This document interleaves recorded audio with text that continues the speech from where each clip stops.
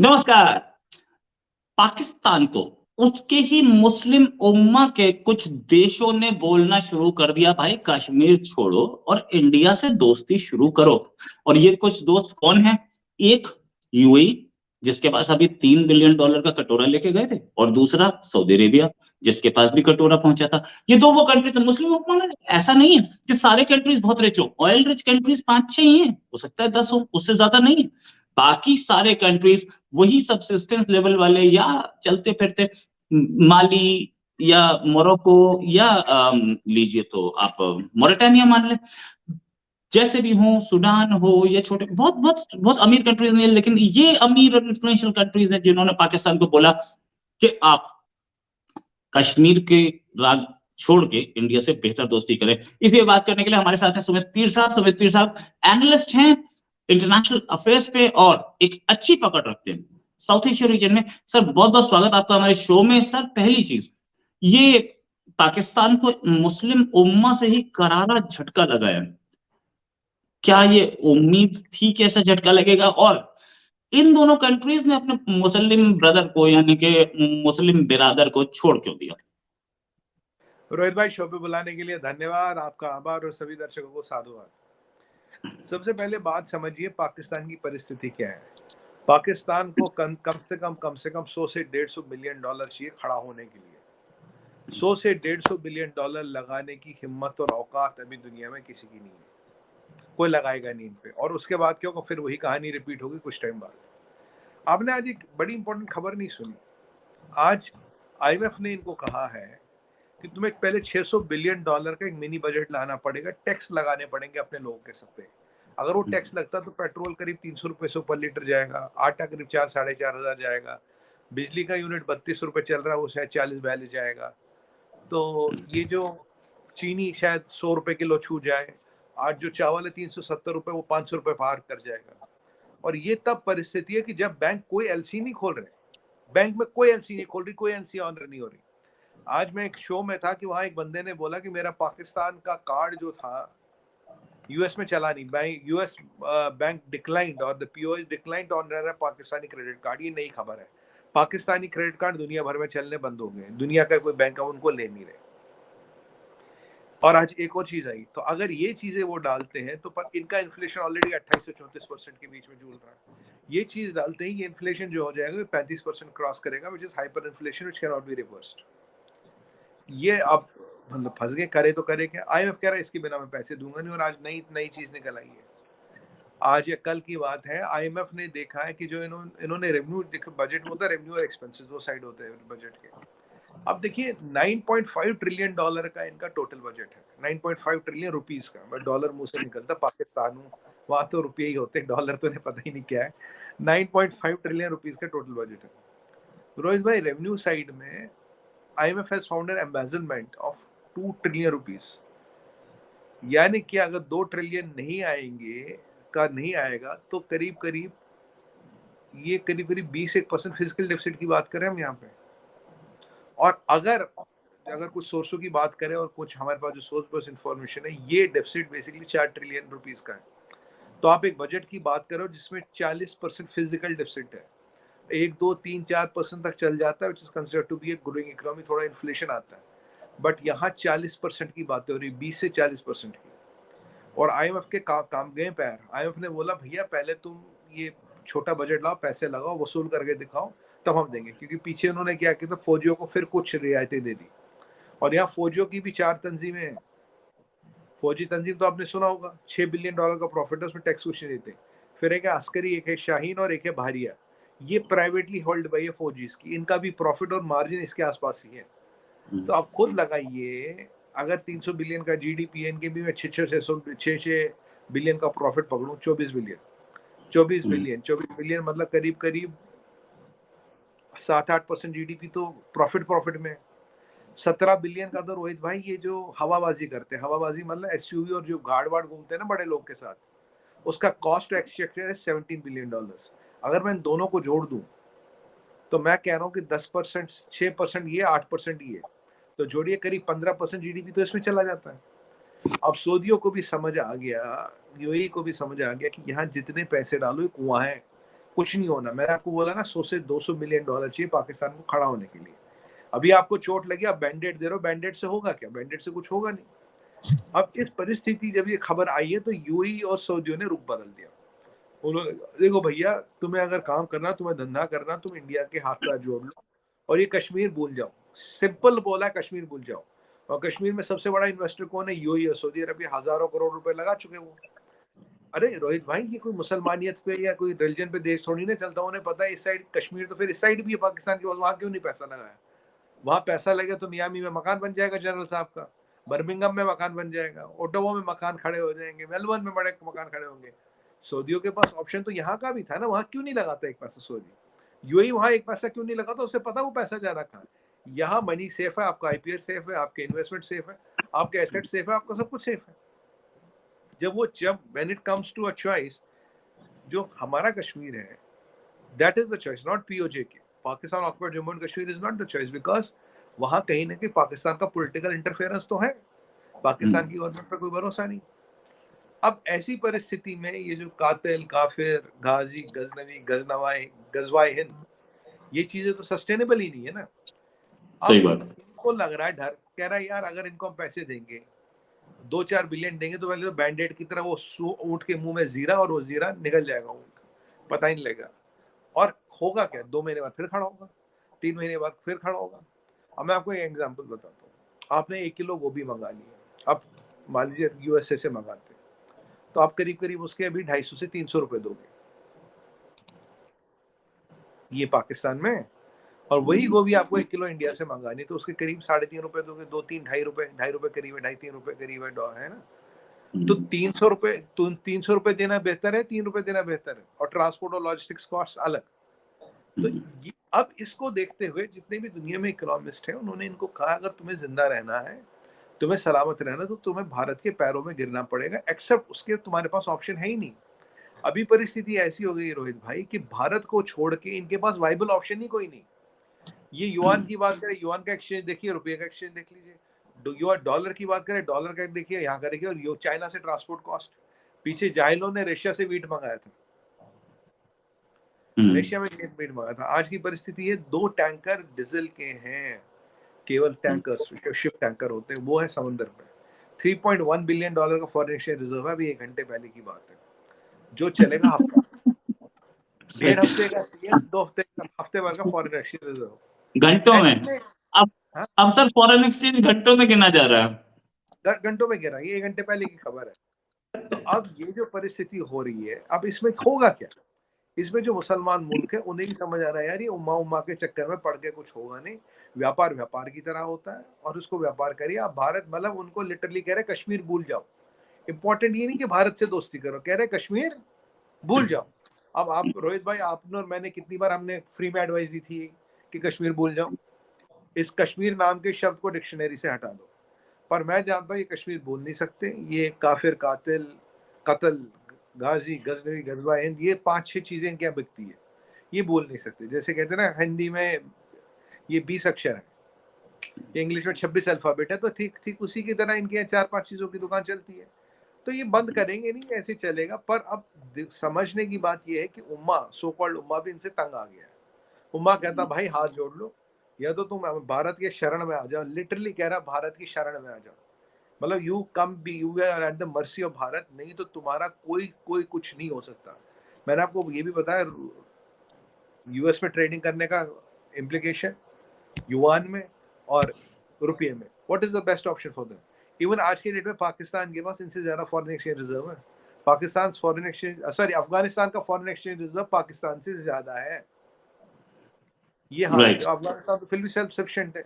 इनको तो हर चीज चाहिए। आपको पता है वहाँ हर चीज इंपोर्ट होकर आती है, गाड़ियाँ, एवरीथिंग इज इंपोर्टेड। सर अभी आज जो खुलासा हुआ है $2 ट्रिलियन का जो इन्होंने एम्बेजलमेंट किया था, नकली रेवेन्यू दिखाया था, वो बहुत बड़ी घातक चीज है भाई।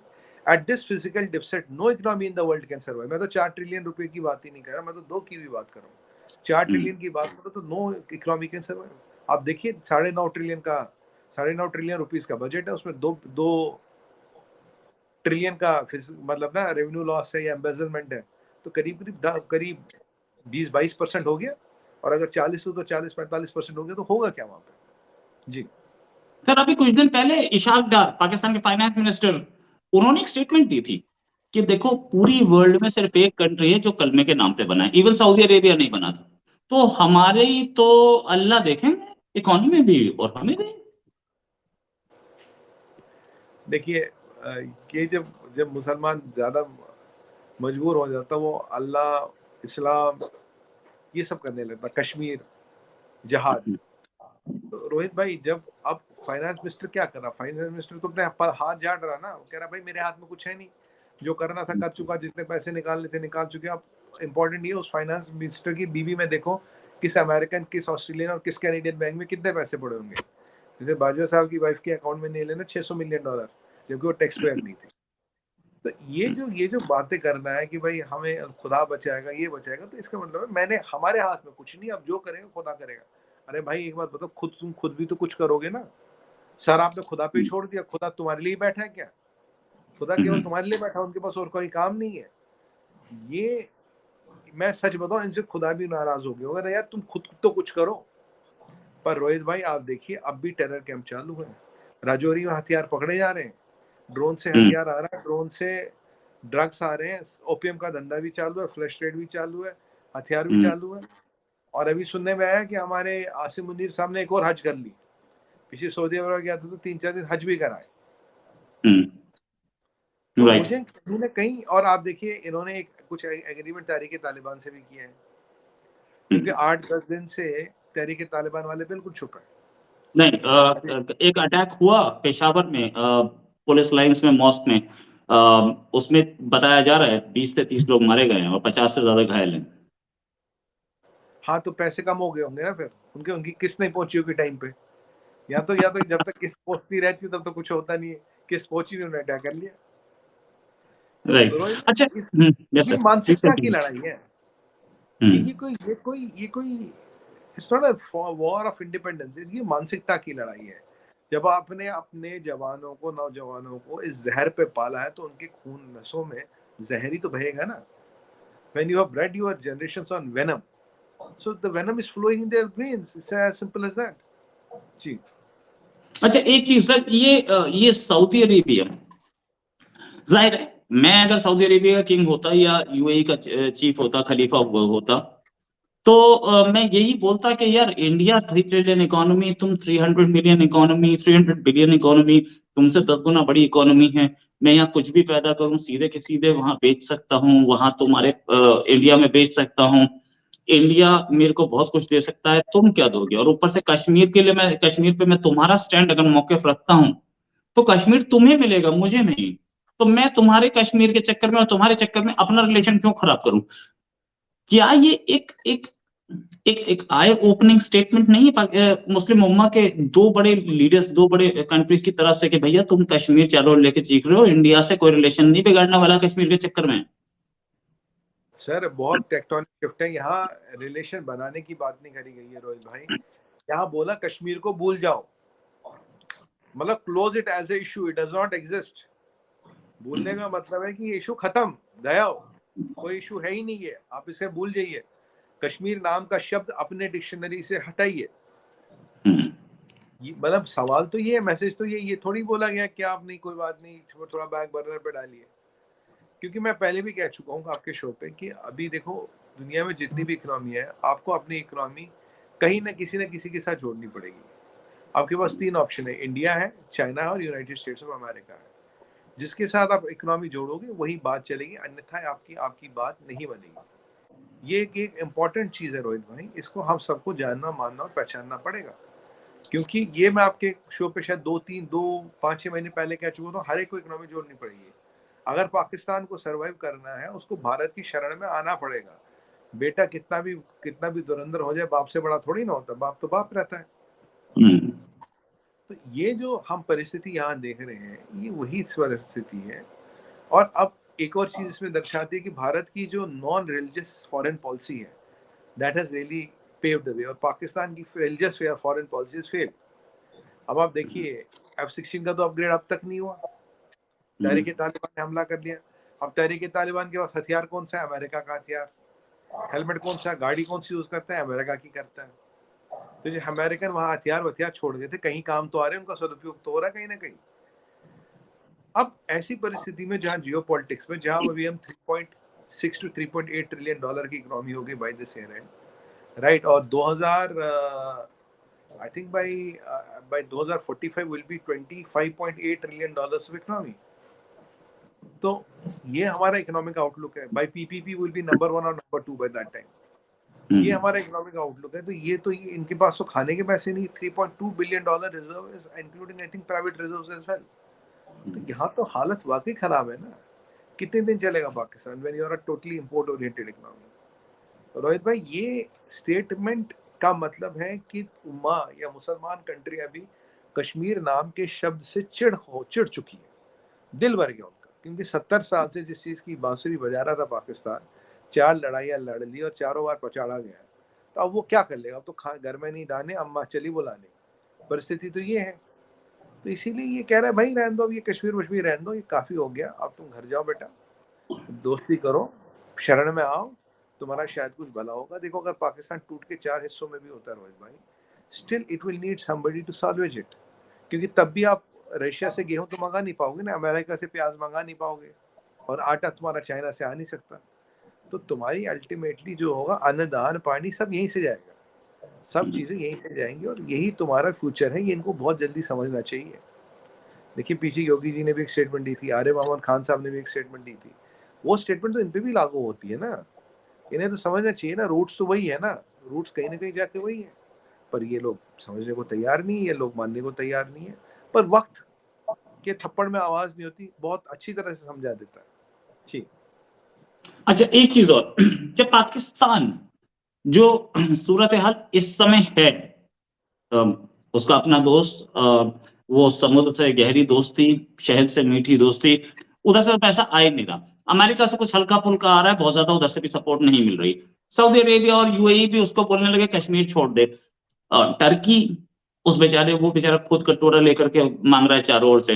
तो इकोनॉमी तो अब उभरती नहीं दिख रही।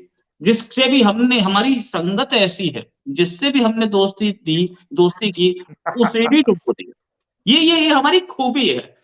खुद तो एफएटीएफ में थे, यूएई से दोस्ती की, उसे ले गए, और फिर उसके बाद टर्की से की, उसे भी ले गए। अब एफएटीएफ से बाहर आ गए, वो दोनों वहीं बैठे हैं, बेचारों ने इतनी पुरानी दोस्ती निभाई। अच्छा, इस पे बात करें तो क्या मुस्लिम उम्मा से जितनी, मतलब पहले दिन से पता है कि हम तो मुसलमान हैं, अजीम कौम है। अब अब्दाली हमारे दादा थे और गौरी हमारे परदादा थे। ये तो वो हैं जो विश्व फतेह करके आए थे। क्या इस्लाम की जो फेविकॉल थी, अब वो खत्म होती दिख रही है? मुस्लिम उम्मा से इनको कुछ नहीं मिलता दिख रहा। कहीं सपोर्ट भी नहीं रह गई, कहीं सिंपैथी भी नहीं रह गई, कहीं सांत्वना के दो बोल भी नहीं रह गए। रोहित भाई, जो इन्होंने भी fund raiser so called Geneva में किया था उस दिन, मैं शायद हमने आपको उस पे शो किया था, आपने, मैंने बोला fund raiser 90% are project based commitment, जो अभी पैसा नहीं चलेगा। इन्हें अभी चाहिए करीब 30 बिलियन से 40 बिलियन बैंक में, वो इनके पास था नहीं। तो देखिए, वो फंड रेजर भी नकली। ये लोग ऐसे हैं जो हर चीज को नकली बना देते हैं, हर चीज पे स्टोरी बना देते हैं। अगर फंड रेजर नकली हो सकता है, अमाउंट नकली हो सकता है, ये जो उम्मा की दोस्ती वोस्ती थी, ये सब नकली थी। ये सब क्या करते थे? आते थे, बैठते थे, बातचीत करते थे। देखिए, अल्टीमेटली उम्मा को भी पता लग गया खरीदने वाला कौन है भाई दुनिया में। बनाओ कुछ भी, या तो अमेरिका या इंडिया या चाइना। चाइना की ज्यादा दिन बचे नहीं, बचा कौन? एक बचे हिंदू, एक बचे क्रिश्चियन। तो अगर दुनिया में जिंदा रहना है, हिंदू और क्रिश्चियनों को सलाम तो करना पड़ेगा ना आपको, कहीं ना कहीं सजदा करना पड़ेगा। सबसे बड़ा मार्केट तो यूरोप देखिए, इंडिया देखिए, अमेरिका देखिए, चाइना देख लीजिए। अब चाइनीज भी तो बुद्धिस्ट ही है ना बेसिकली। बुद्धिज्म है ना, ऑफशूट ऑफ हिंदुइज्म। तो कहीं ना कहीं इनको समझ आ रहा है, ये उमा उमा करके ये 57 मुल्क तो है। 57 मुल्क can not form a world of their own. अगर वो भी वो इकोनॉमिक वाइबल वर्ल्ड ही नहीं। आज भी मोरक्को, मोरतानिया, अल्जीरिया, यमन, चेचेनिया की बात करें, कहीं की भी बात करें, कहाँ शांति है इस्लामिक वर्ल्ड में? इस्लामिक वर्ल्ड में कहीं शांति नहीं। ईरान इराक की तो लड़ाई आपने देखी है, ईरान सऊदी अरबिया की रस्साकशी हम सबको पता है। तो ऐसी परिस्थिति में the concept of Umma is not sustainable. ये जो उम्मा उम्मा करते, पाकिस्तान इसलिए करता था कि वहां से उसको पैसे मिलते थे, वो फालतू की लीटरी करने के पैसे उठाता था। और अब उम्मा को लगा यार, पाकिस्तान को एंगेज करने का मतलब है पैसे डुबाना और कुछ न मिलना। तो ठीक इसी उसी उसी तरह से अब उन्होंने उनको डंप कर दिया। और जो सबसे अच्छी बात अब की बार जो डंप की है वो कॉन्सेप्चुअली ये की है कि कश्मीर नाम की चीज को भूल जाओ। मतलब बोल ये बहुत बड़ा शिफ्ट है, कश्मीर डज नॉट एग्जिस्ट। जी राइट अच्छा एक एक फाइनली एक क्वेश्चन ये भी था कि पाकिस्तान को अब जैसे ये इस्लामिक कंट्रीज से ही धोखा मिलने लगा है या इस्लामिक कंट्री से टीटीपी इनके ऊपर हमले पे हमले कर रही है, कहीं ना कहीं इस्लाम का ग्लू जो खत्म होता दिख रहा है। Where do so see Pakistan going now? Economy टूटी हुई, सिक्योरिटी टूटी हुई, इंटरनल डेमोक्रेसी टूटी हुई, पॉलिटिकल इंस्टेबिलिटी और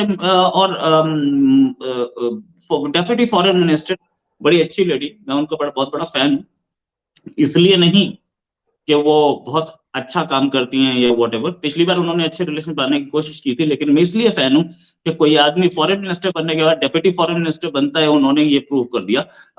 मैडम हिना रब्बानी बोलती हैं कि हम इंडिया को एज अ पार्टनर नहीं देखते। तो क्या सूडान में पार्टनर देखते हैं, नाइजीरिया में देखते हैं, बुर्किना फासो में देखते हैं, ये भी बता देती। तो क्या देखते हैं? How do you see Pakistan going in the next 2 years or 3 years? So Rohit भाई, ये मैं आपके चैनल पे और काफी टीवी चैनल्स पे डिक्लेयर कर चुका था, पाकिस्तान इज डिफॉल्टेड। अगर उनके पास 4-5-6 बिलियन आ गया तो ये डिफॉल्ट छुप जाएगा, नहीं तो ये दिख जाएगा। तो पहले हमें जो चीज़ जिसके लिए हमें तैयार होना पड़ेगा वो ये है कि Pakistan is defaulted. That is scenario number 1, सबसे इम्पोर्टेंट सिनेरियो। सिनेरियो नंबर 2, यहाँ पे जो इम्पोर्टेंट चीज़ निकल के आती है कि Pakistan has to break up into smaller republics. 4 हिस्सों में होंगे इसके।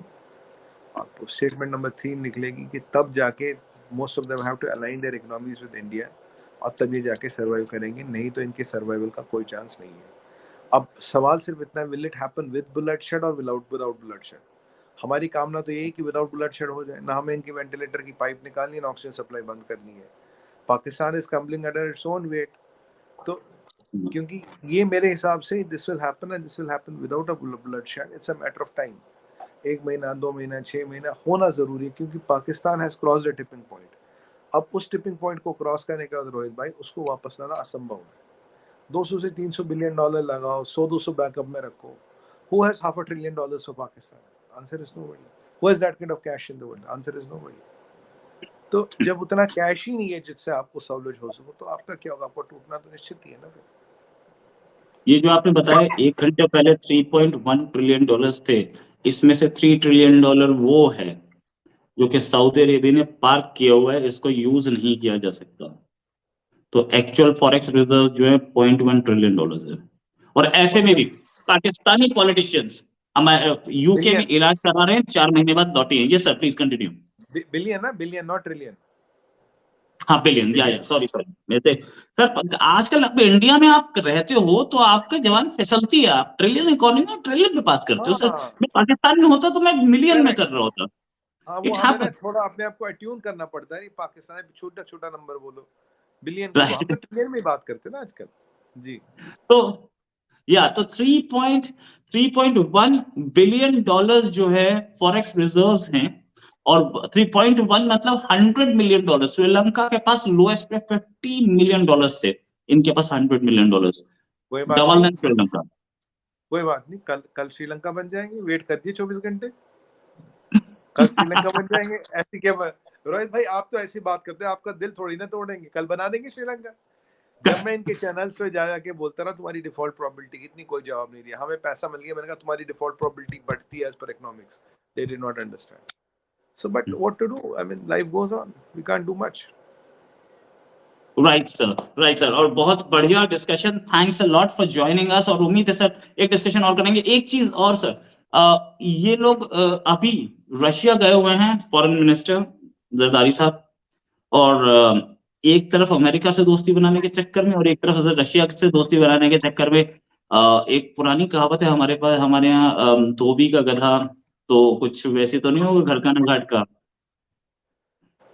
रोहित भाई, जरदारी अभी कुछ अपनी पोजीशन के मजे ले रहा है। अभी वीजा तो मिल जाएगा ना, जब जब पोजीशन हटेगी तो वीजा भी नहीं मिलेगा, बस वो घूम के आ रहा सही है। बात। कहानी ये है। इसी बहाने पासपोर्ट में सारे वीजा लगवा लेते हैं सर। हाँ, थैंक्स अ लॉट मेरा फॉर कहना है, अभी ज्वाइनिंग लगवा लो, बाद सर। में तो कोई मिलेगा नहीं। नीचे हाँ, से सही बात है। नामुमकिन है पासपोर्ट का नंबर, अभी तो फिर भी मिल जाता है, लोग लिहाज में दे देते हैं, पर पता नहीं तलाशी पर तलाशी ढंग से करनी चाहिए उसकी। मुझे उम्मीद है कि 2 साल बाद तो अफगानिस्तान भी वीजा नहीं दे रहा होगा। Thanks a lot sir for joining. उम्मीद है जल्दी एक डिस्कशन और करेंगे। अभी के लिए नमस्कार, धन्यवाद, जय हिंद सर। रोहित भाई आपको प्रणाम, सभी दर्शकों को साधुवाद और हर हर महादेव। हर हर महादेव।